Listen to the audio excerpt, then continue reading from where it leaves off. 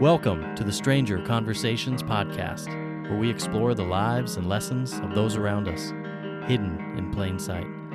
I'm your host, Tay Jones.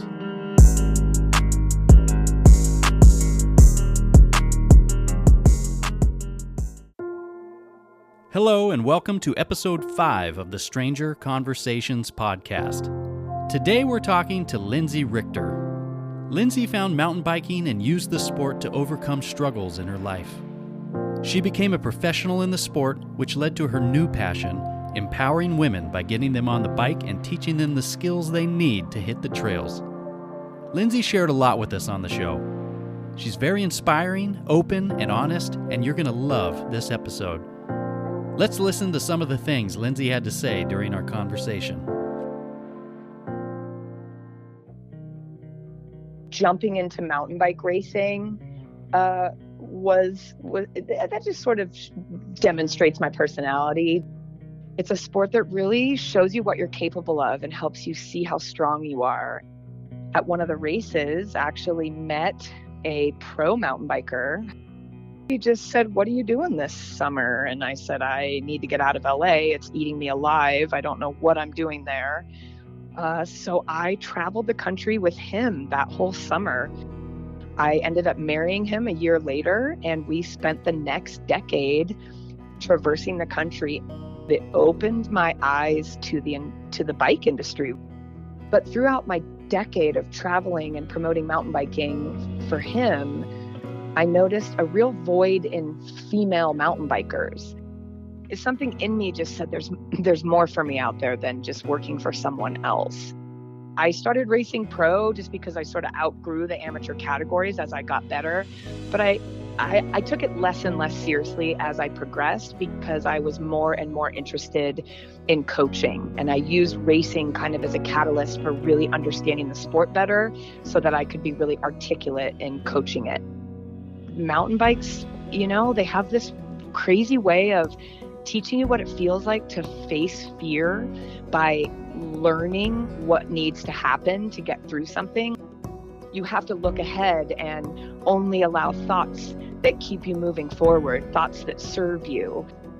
Through this process of learning to teach and kind of regaining my self-esteem, I realized how much this sport related to life. It is a scary, dangerous, challenging sport that can change your life because it can show you what you're made of and help you find strength and power within. When women are learning with other women, it's a little less vulnerable. I'm going to fall in front of you. I'm going to mess up in front of you. We're all in this together. And I just think there is a sisterhood in if she can do it, I can do it. There's a crazy camaraderie developed when you learn a sport like mountain biking in a group of women. It's just awesome to see these, women who are struggling maybe with their body image find how much they love this sport, and then seeing how the sport and their commitment to the sport changes their bodies, gets them fit and in shape, while also gives them this crazy new lifestyle with a bunch of new friends to go do it with. I still have to work every day on battling depression and insecurities and anxiety. And I'm doing it. I'm doing the work. And mountain biking has helped me see what I'm capable of, both on and off the bike. Life is like a sport. You're never going to get better at it if you don't practice and make a conscious effort to understand it better. Ego is the part of you that tells you you're not good enough. Being on my bike, the freedom, the peace and quiet, getting out in nature, riding with my friends, and doing things that scare me and show me that I'm strong and capable, it got me through my divorce. It really did. You can be really afraid of something, but I think fear is worse than actually what could happen. If you fall, you're going to be celebrated, and you're going to have 10 hands reaching down to pick you up. You're not alone in this. So I want women to see what it feels like to be lifted by other women and not put down. I really think women are stronger together. Now let's get on with the conversation.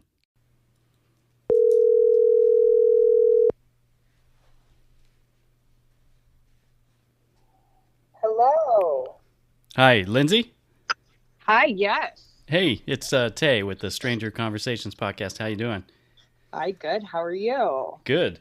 Hey, I know we've been trying to set up this call for a while, and we keep getting pushed back. Pushed it out a few times, but I'm glad we're finally getting a chance to talk. Yes. I'm so sorry about that. Yeah, no problem. Well, we are up and recording on your episode of the show. We'll start it out, and why don't you just tell us a little bit about yourself? Yeah, for sure. Okay, I'm putting my headphones in. Can you hear me okay? Yeah, sounds great. Awesome. Okay, a little bit about myself, huh? Yeah. Gosh, where to start? Well, I was born and raised in Portland, Oregon, in the rain. And let's see, I was an athlete my whole life, my high school life. Okay. Then I went off to college and I lost my fitness. I wasn't an athlete anymore, and I just didn't really know how to get my fitness back after college. And without sports and kind of losing my fitness, I sort of lost my way and lost my self-esteem and even my identity. Yeah. So I was in advertising and PR, kind of jumped right into the working world and tried step aerobics and going to the gym, and just couldn't find a way to feel inspired to get back in shape. So I decided to try racing mountain bikes, and I raced mountain bikes kind of before I even knew how to ride them. And let's see, where did I go from there? Racing mountain bikes really opened up my eyes to a whole new lifestyle. I learned so much about myself through mountain bikes, and not only did I get my fitness back, but I gained a whole community of people and self-esteem, and it showed me that I was strong and capable, and I just fell in love with the sport. And let's see, I had my dream job in advertising, and I was only 25 years old. And Wow. Yeah, all of a sudden one day, they laid off our entire PR department, and I was a little confused and lost. This was in like 2001 when the .com boom crashed. Yeah. And after that, I decided to actually, a coworker brought in an application that he saw on the internet. And this was 2001, mind you. So the internet was new. Yeah, brand new. It was brand new. And he dropped off an application to the TV show Survivor. Yeah.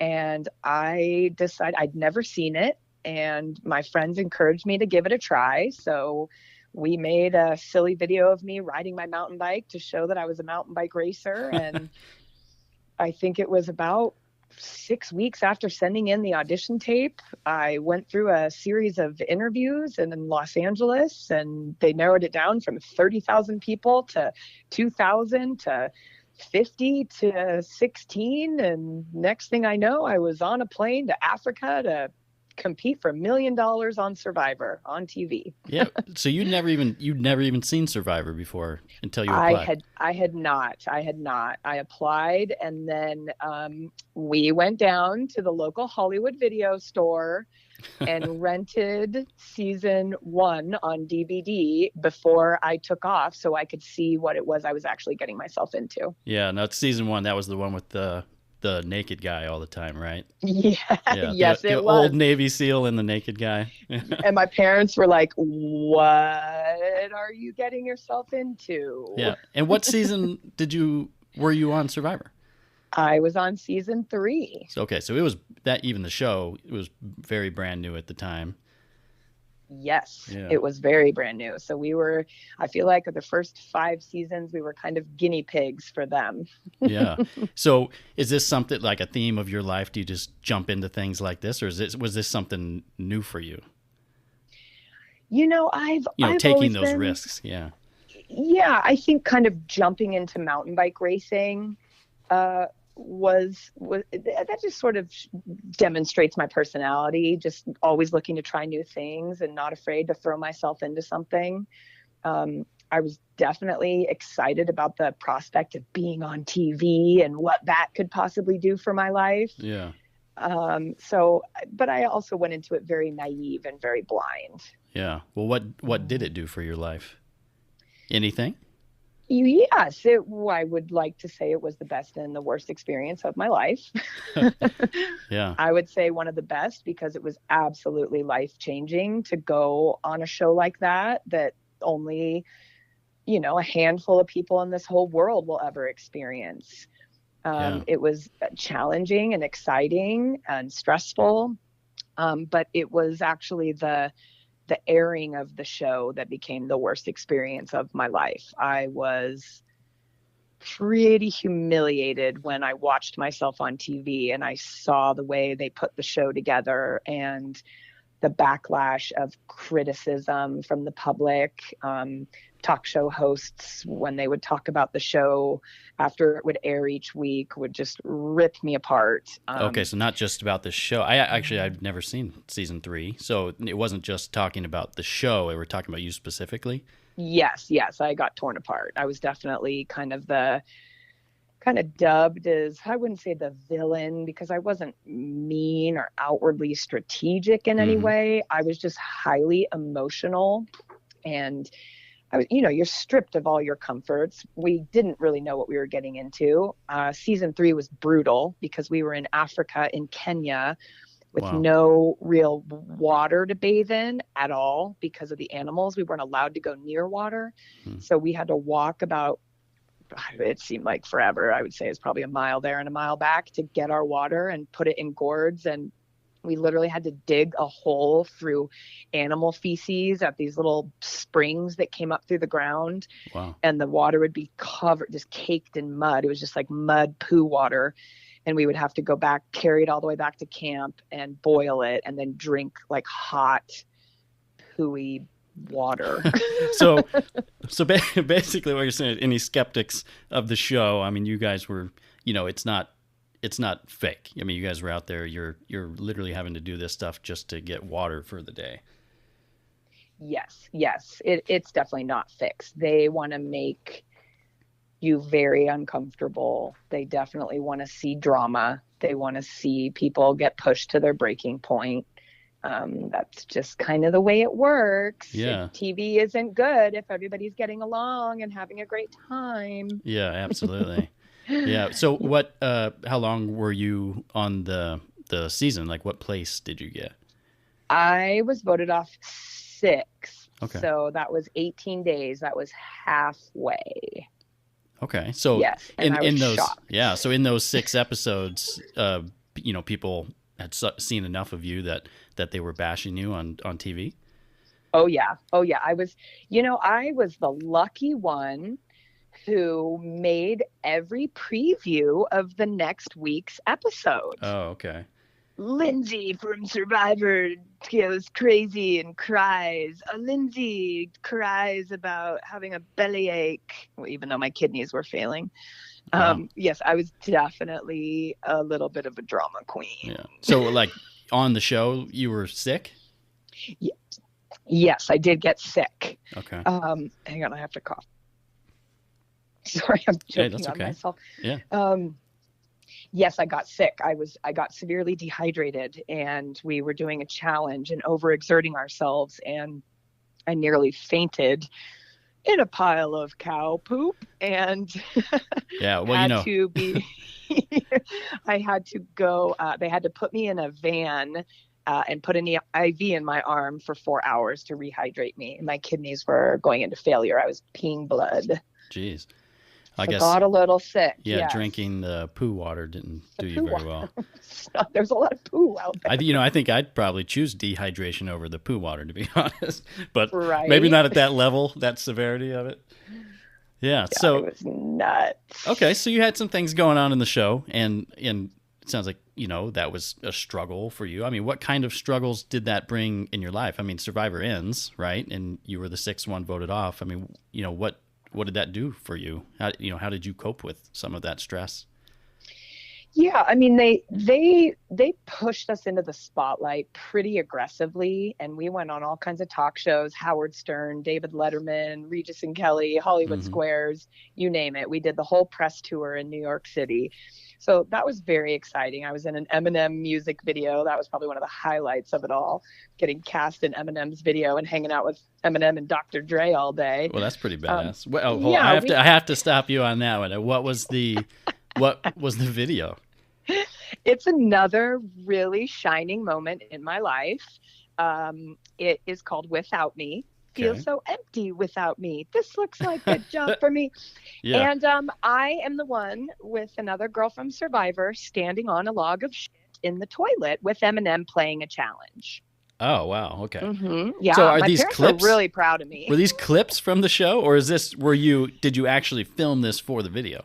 Oh no, we were on set of the music video for 14 hours and we had to go stand on this log with Eminem that was in just like a raised, pool, like a portable pool, and there was a green screen behind us, and Yeah. we just thought they were going to make it look like, oh yeah, we're just like on the Amazon in some river on a log. But then when the video aired and I gathered all my friends and family to watch the premiere, it was a log of shit in the toilet. Wow. So Yeah. Hmm. yeah. So while I can definitely see how this, might have been such a great adventure for you, but then not so much after the fact. Well, and you asked how I coped. It was Yeah. really, it really did a number on my self-esteem, just the public ridicule. And like I said, the internet was pretty fresh, so there was no social media. What was popular on the internet were chat rooms. So we all would go on these chat rooms and kind of just read what people were saying about us, but it was pretty cruel. Yeah. And I definitely went into a funk. I've always dealt with some low self-esteem and some mental health issues with depression when I was younger. And this sort of kicked it back into high gear. And I was pretty humiliated. I was getting recognized in public a lot. And people would just have no problem running up to me and saying, "Oh my gosh, you're Lindsey from Survivor. I hated you." Oh, wow. And you're like, right on. Thank you. That's great, because I wasn't acting. Yeah. So it was harsh, but I have to say what really got me through. And then I moved to LA. I'm from Portland, Oregon, and Right. moved to LA to audition. And I was just kind of flailing. But what I did have was my bike, and I continued to race my bike. I found races around Los Angeles. And that is what got me through, was I would just go out and ride my bike. And like I said before, it's a sport that really shows you what you're capable of and helps you see how strong you are and what kind of a person you are. With my bike, it's easy to throw temper tantrums and get frustrated when I'm not doing well, or the sport is very challenging and can be very difficult. And it's a sport that really helped me realize that I'm strong enough that I'll be okay. Yeah. Okay. So yeah, it sounds like that was, a good crutch for you and something to carry on with. Definitely. Yeah. Yes. So, actually, when you signed up to be on the show, I noticed that you had an email associated with a business. So I went to that website, and it sounds like you're still involved heavily with mountain biking. Yes, that is where my life shifted. I, at one of the races, actually met a pro mountain biker who was a downhill racer. I didn't even know that downhilling was a thing. And he basically just said, "What are you doing this summer?" And I said, "I need to get out of LA. It's eating me alive. I don't know what I'm doing there." So I traveled the country with him that whole summer. Wow. And raced bikes and went to all these big races that he was a pro at. And I was just racing in the amateur categories. But it opened my eyes to the bike industry, really, and to what goes on in the whole bike world. And I ended up marrying him a year later, and we spent the next decade traversing the country every year in RVs and vans that exploded and had all kinds of fun issues. And I learned van life in 2003 was our first year traversing the country in van life. So Wow. I've been doing it nearly 20 years. Yeah. And we traversed the country promoting mountain bikes. I became pretty much his manager, and started managing his career and getting him gigs and doing all the marketing and PR. And we created what was called the AllRide Tour. And we sponsored a kids team and brought 12, 13, 14, 15-year-olds with us, about 6 years in, and helped them get to races and showed them life experiences on the road, and went through the trials and tribulations of racing and life with these kids, and promoted mountain bike products. But throughout my decade of traveling and promoting mountain biking for him, I noticed a real void in female mountain bikers. At the races, there were some women, not many. The men's categories were much bigger. But I wasn't finding many women who just wanted to ride for fun. And I also wasn't getting any advice on how to be a better rider. Yeah. And so throughout the years, I started learning to ride a little better, but never from any of the pros. It would just be random people I'd meet here and there would shout something out like, "Oh, you should put your elbows out. You'll be more stable." And that just sparked this curiosity in me to seek more information about the method to the madness of this crazy sport. And I found a teacher certification course up in Whistler. So in 2011, I went to Whistler and I took this certification course, and I learned how to teach mountain biking, and my mind was completely blown. Yeah. I realized that there's a way to explain things that I didn't understand. I learned so much more about the depth of the sport and how complex it is. And I immediately realized that this is what I have to do with my life. I have to help women get into mountain biking in a safe and welcoming way. And so I started Ladies AllRide. And Ladies AllRide really means ladies should all ride bikes, because it will show women that they are strong and capable and make the world a better place. And that's what I've been doing for the last 5 years. Wow, I like it. So just to go back with your husband, was he only racing, or were you racing at that time too? Or were you strictly just there to support his team and his efforts? Yeah, he was a pro, and he was one of the best. And he was also a free rider, which means he competed at doing tricks as well. Oh. I still raced. I really got into trying new disciplines after I met him. I had raced cross country, which is more pedally. And then I decided to try racing downhill so I could just throw myself into all the different disciplines and learn. I started racing pro just because I sort of outgrew the amateur categories as I got better. But I took it less and less seriously as I progressed, because I was more and more interested in coaching. And I used racing kind of as a catalyst for really understanding the sport better, so that I could be really articulate in coaching it. Yeah. Yeah, it definitely sounds like that was, more of your passion in the sport, was the teaching aspect of it. Yeah, for sure. And more importantly, it saved my life. It's a sport that after Survivor, I felt a little lost. Like, what do I do now? I was just on TV. Do I just go back to work and just get a regular job? Yeah. Something in me just said there's more for me out there than just working for someone else. And mountain bikes, they have this crazy way of teaching you what it feels like to face fear by learning what needs to happen to get through something. Like in mountain biking, you can't be thinking thoughts that are negative and debilitating. You can't stare at a rock in a rock garden and imagine what your face is going to look like if you hit that rock. That's not going to, that's not going to help you, Yeah. So you have to look ahead and only allow thoughts that keep you moving forward, thoughts that serve you.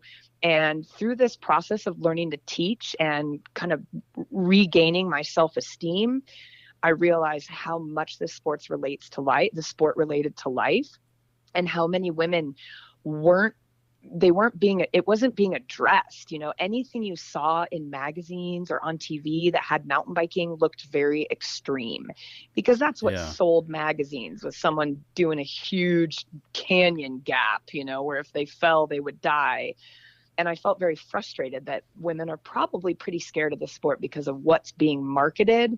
So I set out on a mission to help promote the sport to women, using the emotional component, and how I was very clear about it is a scary, dangerous, challenging sport that can change your life, because it can show you what you're made of and help you find strength and power within. Yeah, absolutely. So have you had any instruction, from males, and if you got any of that, kind of what missed the mark, why, why women, like, what is it about, wanting, like women wanting to learn from other women. You know, what do you think that is a big part of it? You know, do you think it's more of a comfort level, or is that kind of like just part of the sisterhood?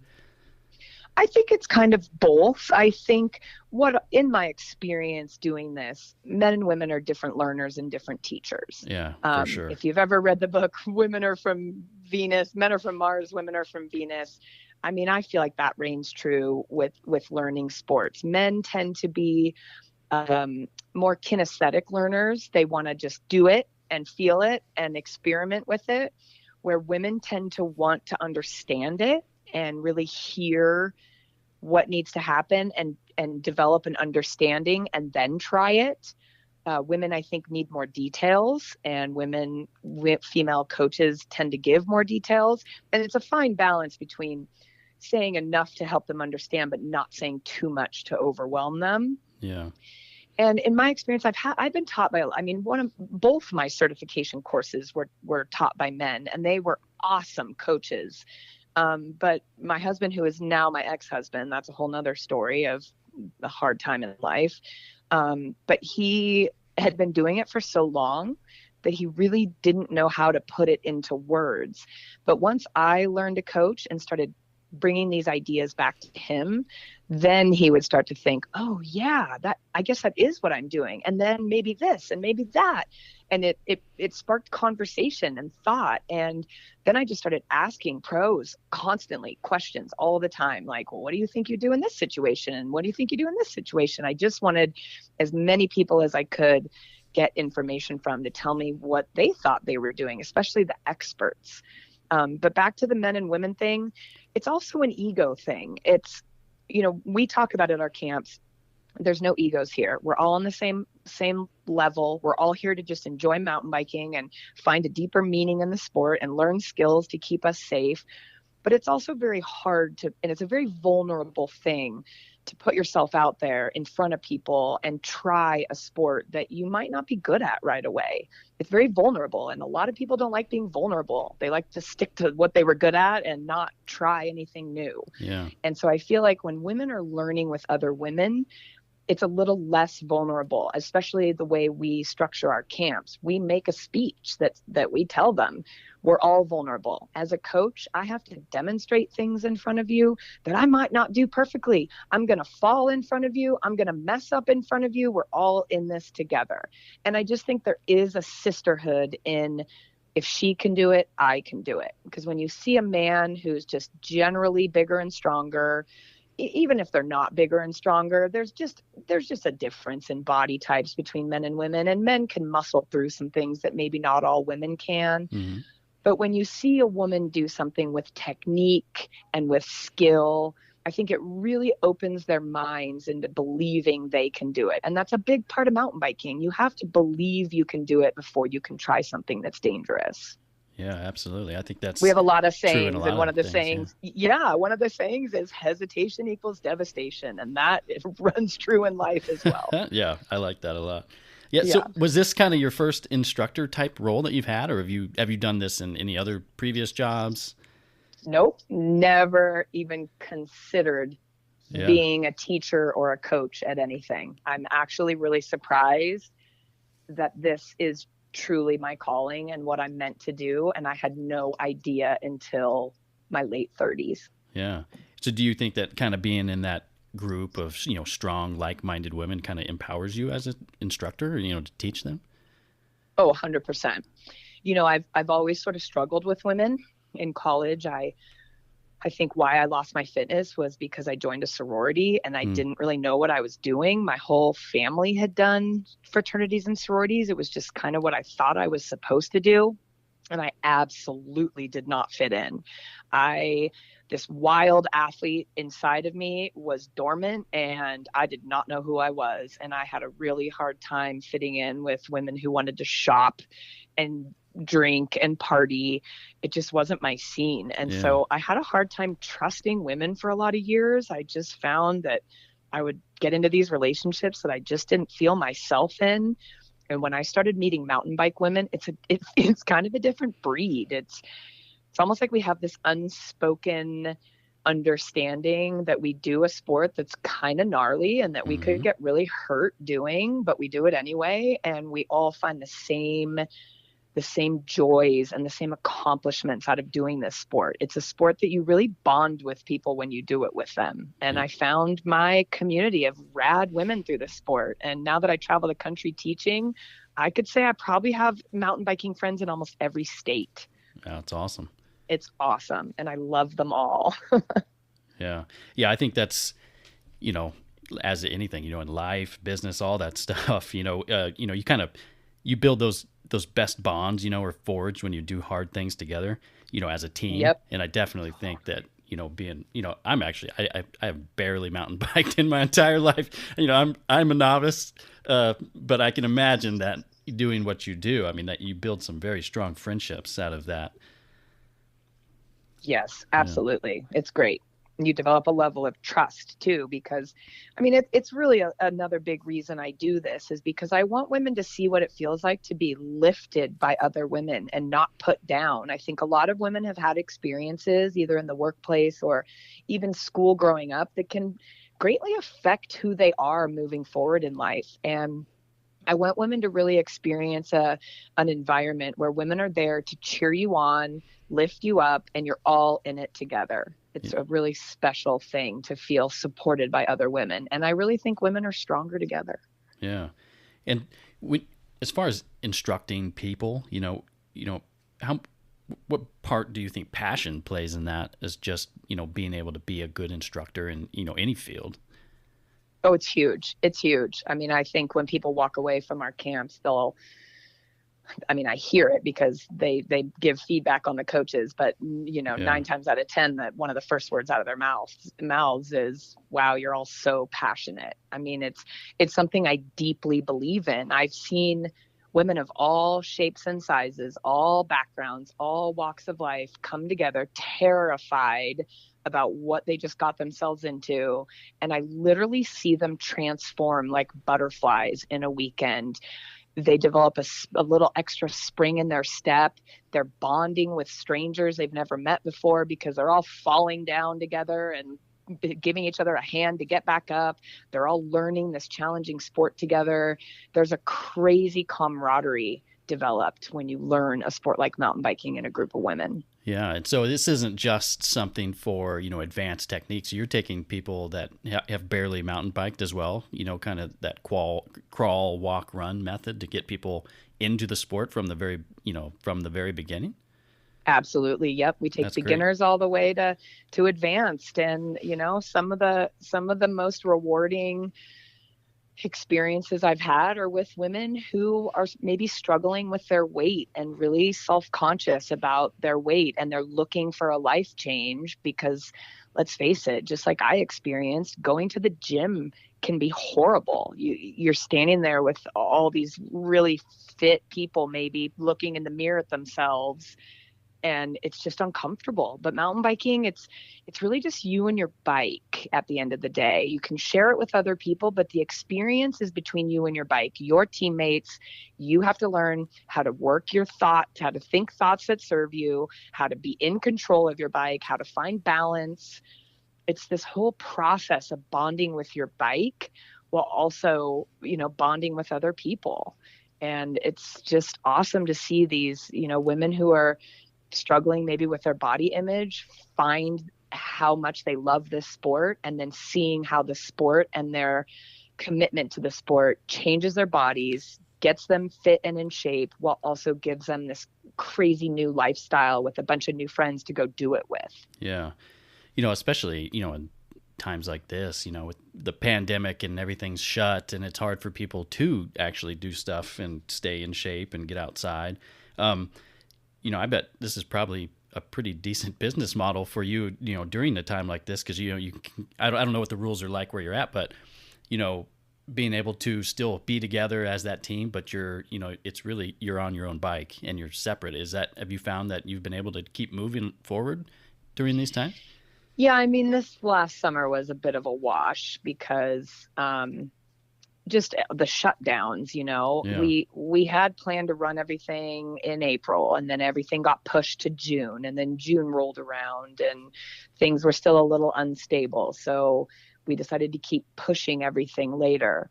July rolled around, things were seeming to get under control. So we decided to run our first 2 camps in July. And this was at a place in Wyoming called Grand Targhee. And it was great. The groups, when you're being taught, there's a coach and an assistant coach and 7 participants in each group. So each group only has 9 people. So we did our due diligence to have signs everywhere. We had cones everywhere so people knew what 6 feet apart looked like. We asked everyone to wear masks, and we asked them to stay in their small groups all weekend and not convene with the whole group. And it worked. Nobody got sick. Everyone was really stoked. But then when we headed back to Bend, Oregon, where our home base is here in Bend, Oregon, our venue is a resort that allows us to come and run our camps at their resort because it's right next to all the trails. They actually shut us down because our roster of participants who come to our camps come from all over the country. Gotcha. So even though we have a model that can keep people separate and outside and apart from each other, we were bringing people from all over the country into these mountain bike communities. And we decided we didn't want to be responsible for having someone travel from the East Coast to the West Coast and potentially bring COVID to one of those locations. So we ended up canceling all of our camps for the summer. We threw some smaller ones at home here in Oregon that went really well, but we weren't able to run our full-blown camps. And it's been a little depressing. Yeah, I bet. It seems like, this is a very big part of your life and your business, so it's got to be really tough to kind of put pause on some of that. Yeah, and it just fills my cup to be out there inspiring women and seeing firsthand women making connections and us being a part of growing the community of female mountain bikers and seeing more women try the sport. Like, there's just something about my summer. It's a hustle too. I live in the van. I have a van with a trailer. I drive all the way across the country and back. I'm always gone all summer. I come home for a few days and I'm gone for 3 weeks. And I didn't have that. And it was honestly the first time since Survivor, which was 2002, almost 20 years that I've stayed in one spot for this long. Yeah. So that was kind of traumatizing. I'm like, whoa, here I am just with myself. Where's the crowd? So that was hard. So you live in a van full time, or is it just for when you're traveling? Just for when I'm traveling. Oh, okay. I do have a home in Oregon, in Bend. Yeah.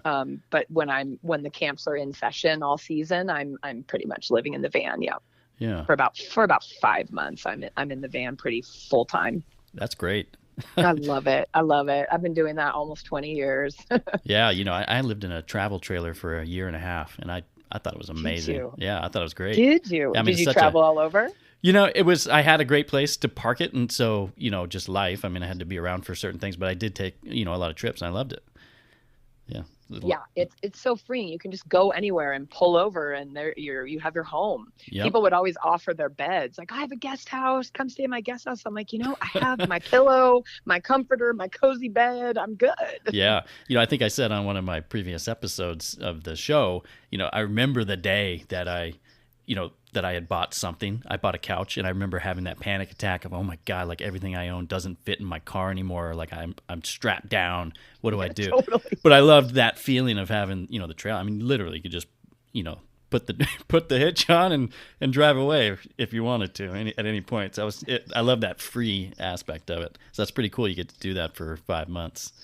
I love it. And like I said, I felt kind of lost without it this year. Yeah.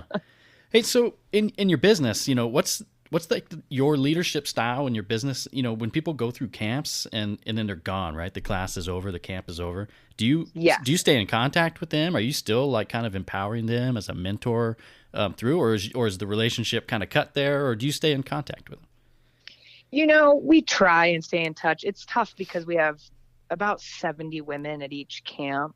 And as coaches, we only take 7 women in each group, and we're with those 7 women the whole weekend. So you really bond with your group through the weekend. And I know a lot of coaches do keep in touch with the women.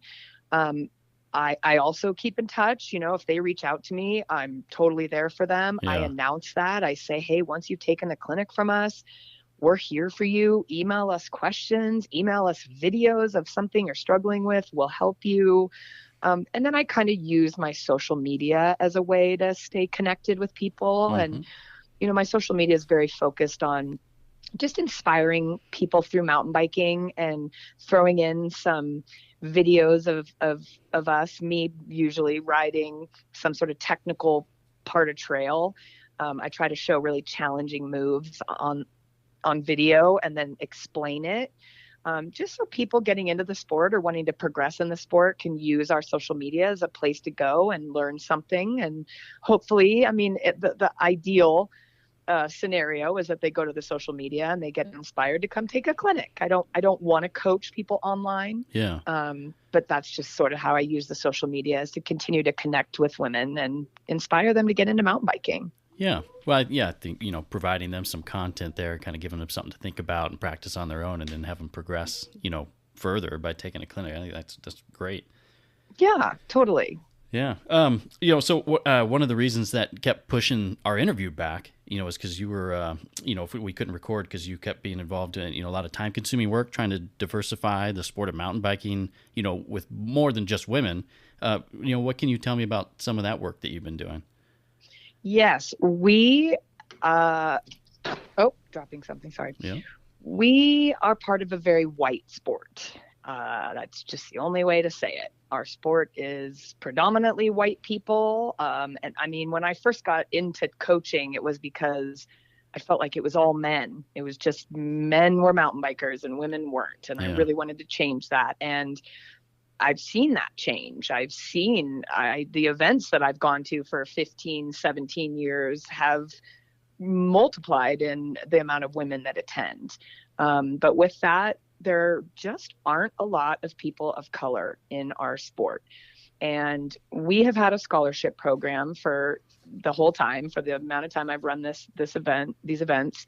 And we've really tried to give those free spots away to people who need them and want them. But we also wanted to see more people of color feel welcomed into this sport. And this year, in lieu of the George Floyd incident and just really seeking more education about racism and about white supremacy, we realized that it takes an effort. It takes effort and motivation from all sides to help diversify anything, right? And I just feel like maybe people of color weren't feeling welcomed into this white sport. And if you look at all the photos at our camps, and if there were any women of color, there were probably, 3 at the most in this group of 100 women, with volunteers and coaches. We have about 100 women at these events. And wow, for years, it's been sickening to me, just like, how is this so white? Like, how can we diversify this and bring more people of color into this awesome sport so they can see the benefits that we see? And lately, we've just been going through an education process. We started to raise money from sponsors to provide free spots for women of color. And it doesn't mean they're not financially capable of coming. It's really just our way of saying, hey, give it a shot. We have spots available. So that you feel invited into this sport. We're a coaching business. So this is our way of giving you a free clinic, introducing you to a sport that has changed all of our lives that we love so much, and hoping that it'll interest them enough to buy a bike and get into mountain biking, and then pay it forward and get their friends into mountain biking. With that, we've had to deal with a lot of education. And we had some women who are diversity, equity instructors, and we just have been every Monday going through a training process to understand the sensitivity of it, what language to use, and just how to be true allies in a way that inspires more people of color to try the sport that we all love. Yeah. I think diversity of thought and experience is always a good thing, no matter what, what it is. So that's good. Absolutely. Absolutely. And it's not like the sport has ever been not welcoming. I just think when you, like as a woman, when I didn't see many women at these events, I kind of felt alone. Like Yeah. I was always the token female on these rides. And lo and behold, I would get left behind. But then when I started riding with other women, we would actually stop and work on a section of trail that we weren't comfortable with and learn how to get through it and practice it. But when I would ride with guys, that wouldn't happen. And so I feel like it's similar. I know that racial equity and gender equity are very different now because I'm learning this. But I feel like there is a similarity in that if you don't see yourself there, you're not going to be interested in doing it. Yeah. Yeah. Yeah. Interesting. Yeah, so it's been a really interesting learning process. I'm actually pretty disgusted in our country and what we have done in the past. I watched a lot of documentaries about our prison systems and slavery and just what kind of happened after slavery ended, how it really didn't end. I just think this has been a really positive thing for people who aren't of color to wake up to what history has done and how much damage we've caused people who don't deserve it. Yeah. Yeah. Well, it sounds like you're trying to make a good change there. Yeah. I never thought of myself as being inspiration or someone who was confident enough to lead change. But I found my way through mountain biking. It's given me a voice and a platform to speak from. And I'm proud of that platform because it's a sport and a movement that I really believe in. Yeah. A few things you've talked about, ever since you kind of jumped into, the sport of mountain biking, find your fitness, jumping into Survivor, it definitely seems, meeting a guy and just jumping in and traveling the country with them, it seems like, through the mountain biking, like you said, you've definitely found a way to kind of jump in and, take charge of your life. I think that's great. Yeah. And I want that for more women because Yeah.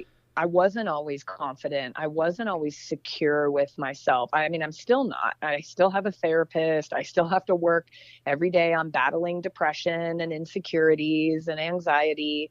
And I'm doing it. I'm doing the work. And mountain biking has helped me see what I'm capable of, both on and off the bike. Yeah. And that's really where my passion lies, is I don't believe I'm alone in having some mental health issues I have to deal with and self-esteem issues. And I want more women to see that not only does this lifestyle and a great community of women within this lifestyle exist, but that change is possible and mountain biking can be a real catalyst for growth and change in people's lives. And I want that for people. I know I felt stuck. I know that I felt like aspects of my personality were unfixable, like I was broken. I've dealt with some trauma that I felt broke me. And it's kind of like mountain biking. I have fallen and gotten hurt, and then I'm repaired. I repair myself and I work hard at repairing myself. And it's just really taught me that life is like a sport. You're never going to get better at it if you don't practice and make a conscious effort to understand it better. And so by using mountain biking as that tool for understanding yourself better, I hope more women will see that it doesn't have to be a scary sport. It can actually be a life-changing activity. Yeah.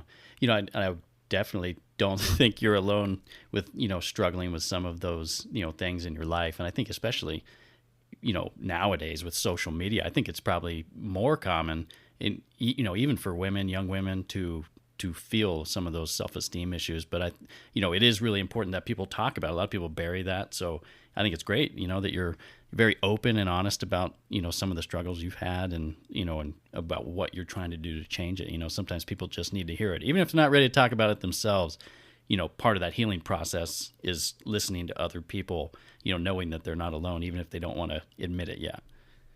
Yeah, it's funny because as much as I want to say I hate social media because I think it's it can be so negative, especially for the younger generation. The like, ooh, the way you can compare yourself and start feeling not good enough or fear of missing out. Just there's a lot of negative things that can come from social media. I'm lucky enough that at 46 years old, I don't get caught up too much in that because I'm using it as a platform to be real and honest. And I'm trying to reach women and mountain bikers. I'm not trying to be popular on the internet. I'm trying to really create change and make a difference. And I realize that if I'm asking people to come to my clinics and put themselves in a vulnerable position, that I better also show them that I am no stranger to putting myself in a vulnerable position. So a lot of my social media posts, I have these themes. One of them is Motivation Monday, which a million people have, but mine definitely relate mountain biking to life. And I talk about shame and embarrassment and the things I've gone through. And I don't really give advice per se. I just tell stories of what I've gone through and how I've gotten through it and how I relate it to mountain biking. Therefore, I feel like more people are going to trust us, that we're good, passionate coaches because of our ability to be real and vulnerable and not intimidating. I mean, the sport's intimidating enough. I don't want people coming to our camps thinking that we're a bunch of badass mountain bikers who have big egos and are going to go huck our meat off these big jumps and show off. You know, we're not like that. We're a bunch of humble women. Most of us are in our 40s who just want to see women inspired by this sport. Yeah. You know, being real, people pick up on that very easily. It's very easy to see, you know, even on social media, you know, today's world, everything's, you know, abs and breasts, you know, it's crazy. But I think when people do show the realness of them, you know, they kind of overcome all of that. And I think probably most people, you know, those are probably some of your most popular posts, you know, when you're being real with people.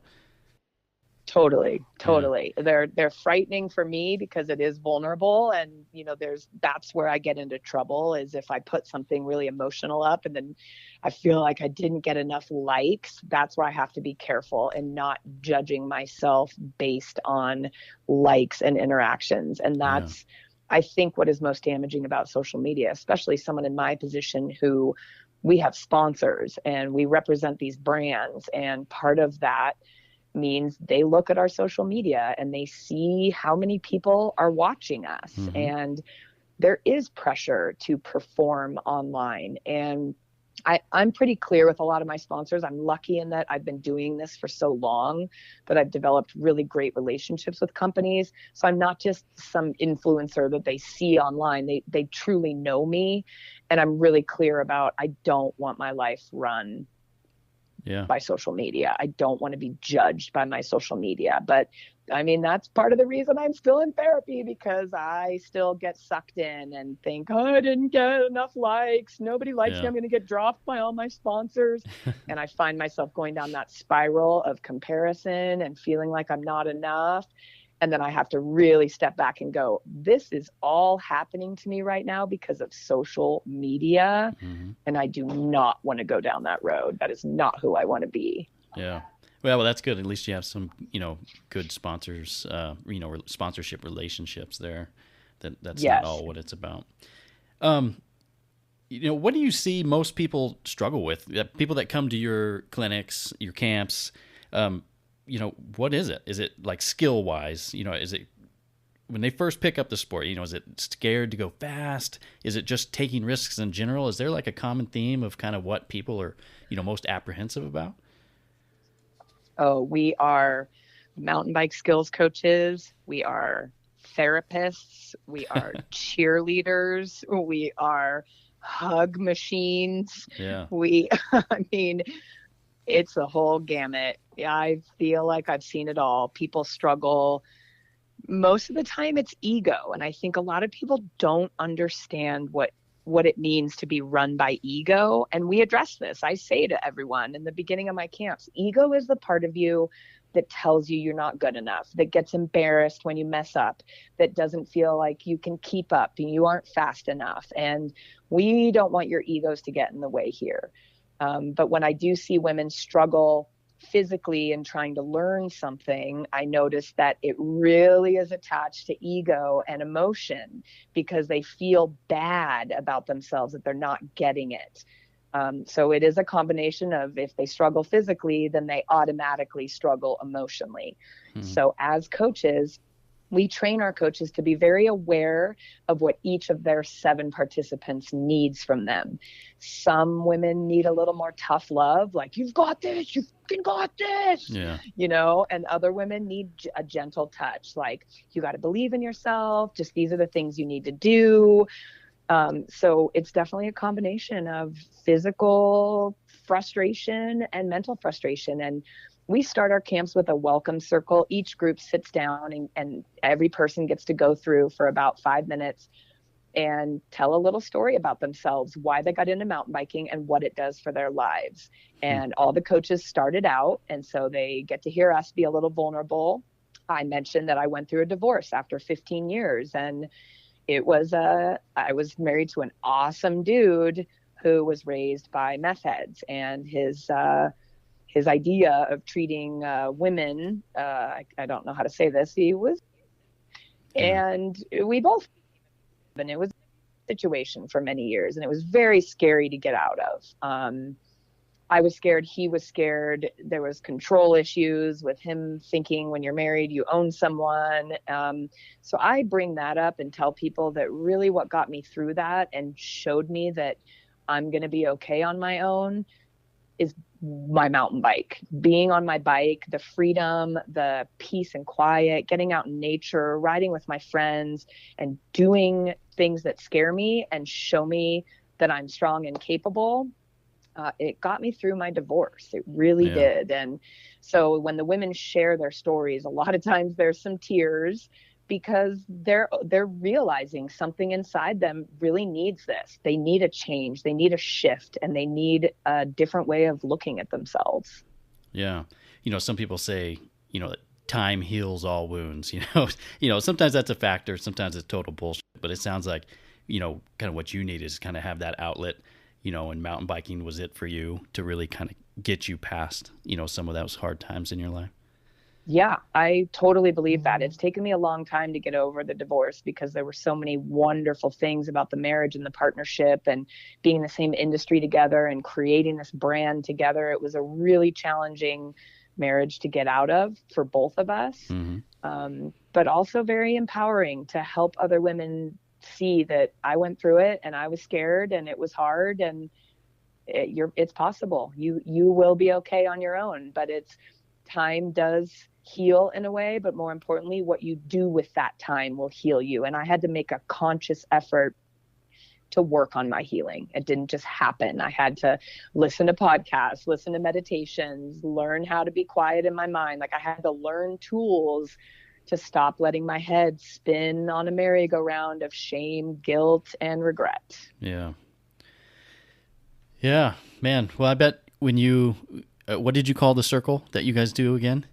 Our welcome circle. Welcome circle. Yeah, I bet when you guys do the welcome circle in your classes, and you telling your story and other people, I bet that just really opens up, the people that are there to learn from you guys. I mean, I could see how those emotional bonds would really tie you together, hearing other people's stories and then hopping in the saddle and going for it, Well, and that's exactly why we do it.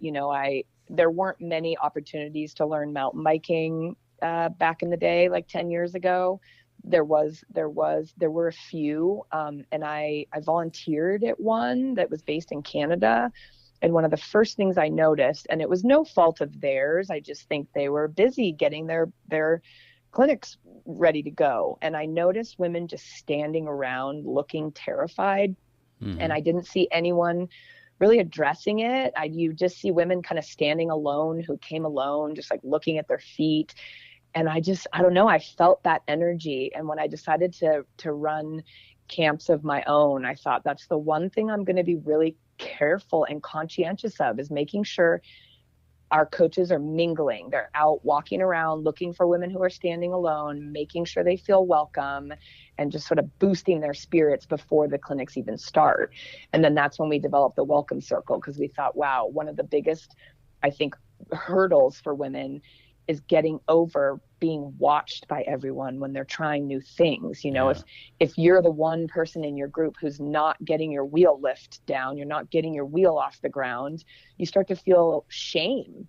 But when you've had a welcome circle and you just heard everyone's stories and saw some people cry and realize how much bigger mountain biking is than just a sport, I think that kind of takes that vulnerable equation out of it. And then it becomes, they start laughing when they fall and people cheer them on when they don't get something. It just becomes this kind of reverse psychology, where if you fall, you're going to be celebrated and you're going to have 10 hands reaching down to pick you up. You're not alone in this. And I think the welcome circle really sets the tone for everyone just taking a deep breath, getting their egos out of their way, and just enjoying it for what it is.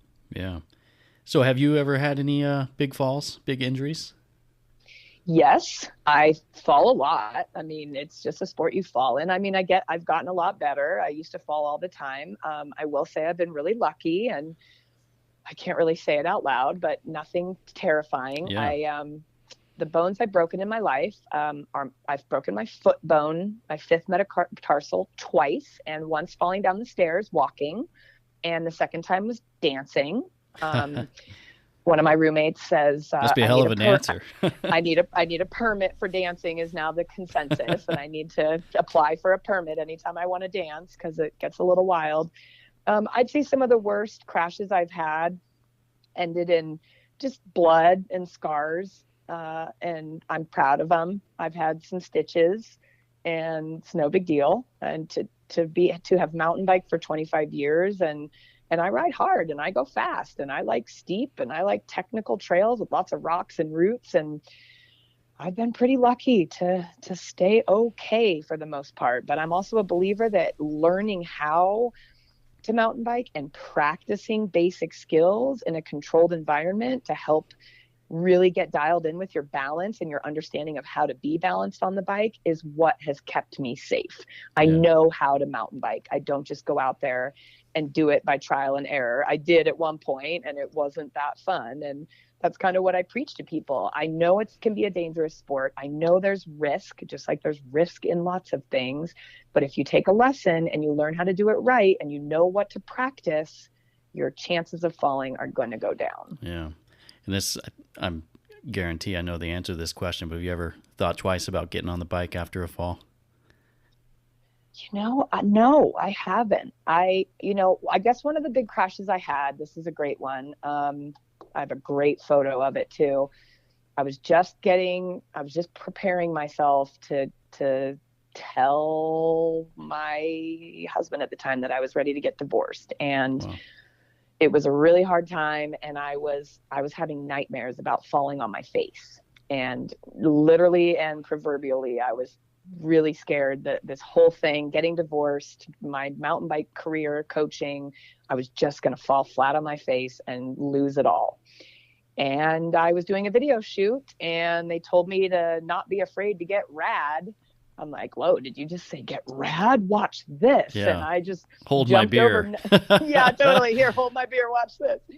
I was doing nothing and I did a little bunny hop and the wind caught me and my wheel landed sideways and I fell right on my face and skidded across the gravel. Wow. On my face. There was a lot of blood everywhere. My helmet was broken in 3 pieces. I didn't know if my teeth were in. There's a photo of me sitting on the ground covered, my whole face covered in blood, showing the person behind me my teeth and saying, can you take a picture so I can see if my teeth are still in? And he's just like, oh my gosh, you need to get to the hospital.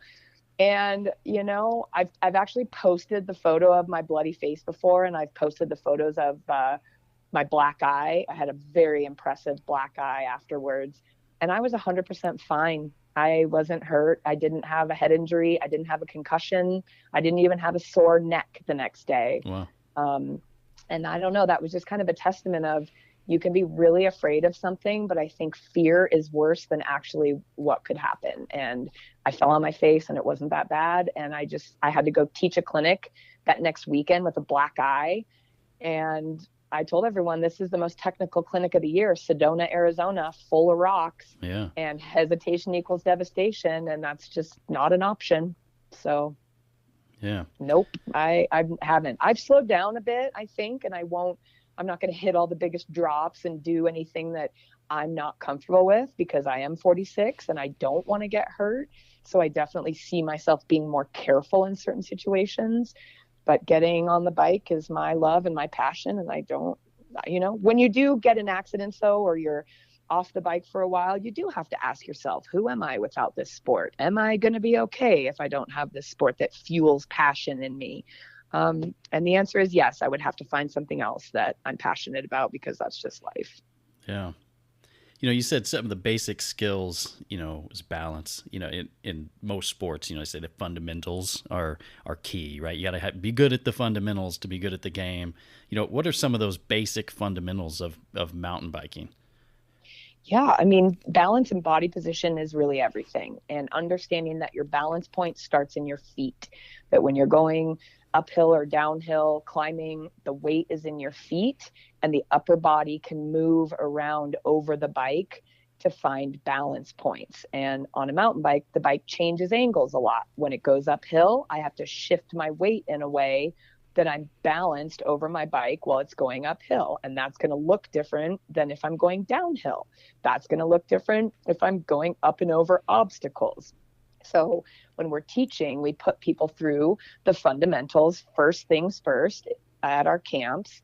And we do it on grass so that they're really comfortable falling on grass. And we have them practice moving up and down over the bike, moving the bike underneath them, shifting their weight forward and back, moving the bike side to side, stomping on their feet to make the bike springy, learning how to lift the wheel up and all the different ways there are to lift the wheel up. There's a real broad list of skills. I would say, lifting your front wheel is a skill. Leaning the bike is a skill, but then lifting your front wheel over a rock into a corner, that's a maneuver. Yeah. Right? So you put all these little skills together that add up to make a maneuver. When I'm going down a technical rock garden, I'm using skills like absorbing, pushing into my feet, shifting my weight forward and back as the terrain changes. So the fundamentals and the basics are basically getting people comfortable with all the movement that needs to happen in order to find balance on the bike. And we have them practice things over and over again so that they develop that muscle memory and that understanding of how to react. But step one is understanding kind of what needs to happen and how the bike responds in certain situations. And step two is practice, so you can, develop that muscle memory and those reactions. Yeah. So I mentioned earlier, I'm a complete novice. I've only done a little bit of mountain biking when I was a kid. I mean, it's fun, but I just haven't done it that much. People that are getting into the sport, brand new to it, do they need a $6,000 mountain bike? What's important on a bike for someone who's just getting started? Yeah, that's a great question. No, you don't need a $6,000 mountain bike. A used mountain bike is great. I would say what's important is fit, making sure it fits right. Components, meaning shifters, brakes, the things that go on the bike, those aren't quite as important when you're getting into it. I'd say even the lower price point products are still going to be good products.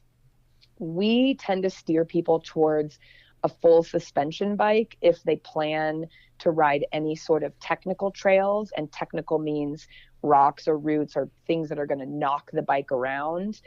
Hardtails, meaning there's no rear suspension. Mm-hmm. Those are great to learn on if you're riding smooth trails. Even if you're riding technical trails, a hardtail is going to help you really understand how to choose lines and how to be smooth and have good technique.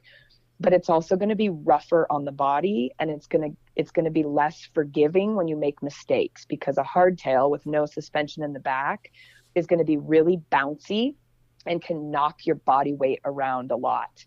So personally, and based on experience with new riders, 10 years of watching new riders, we do recommend a full suspension bike. So fit is really important. I think everyone should start and learn in flat pedals. They shouldn't be clipped into the pedals because it's just too much to think about getting out while you're learning. Yeah. But a full suspension bike is going to just help your body be okay. It absorbs the bumps more, and there's more room for error. So I think people are going to progress a little bit faster if they have a full suspension bike. It is a little more expensive, but you can find great full suspension bikes that are used that are going to get the job done. Yeah. Awesome. Well, where should people go, Lindsey, to kind of learn more about what you have going on, check out your business, follow you on social media? Where do you mostly hang out online? Yeah. Well, we're called Ladies AllRide. Ladies should all ride. So Instagram is Ladies AllRide. It also has my name on there, Lindsey Richter.